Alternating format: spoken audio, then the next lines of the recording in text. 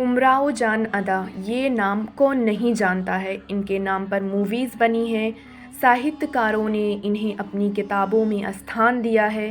कहने को तो बस ये एक तवाइफ थीं, मगर आज भी ये सबके दिलों पर राज करती हैं। लखनऊ की गलियां इनकी दास्तान बयां करती हैं।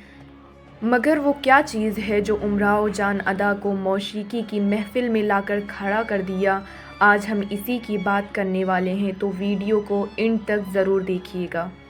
वक्त और हालातों के चलते एक लड़की नवाबों के शहर लखनऊ की मशहूर तवाइफ बन गई, सबके दिलों पर राज करने लगी। मिर्ज़ा हादी रुस्वा, जो एक उर्दू ज़ुबान के लेखक थे, उनकी मुलाकात उमराव जान अदा से हुई।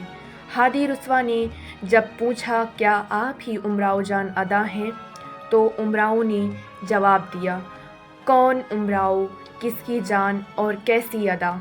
इससे पता चलता है कि सबके दिलों को खुश करने वाली उमराव जान अदा असल में कितनी उदास और मायूस थीं। उनके बचपन का नाम अमीरन था, मगर उमराव जान अदा ने उस बचपन की अमीरन को बहुत पीछे छोड़ दिया था। अब वो लोगों के लिए सिर्फ उमराव जान अदा थी।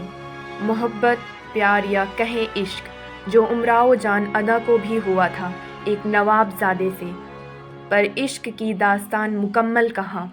और जब लड़की तवाइफ हो तो इसका गुमान करना भी गलत है। ज़िंदगी के इस कांटों से भरे सफ़र में उमराव जान अदा एक बार फिर अकेली रह गईं।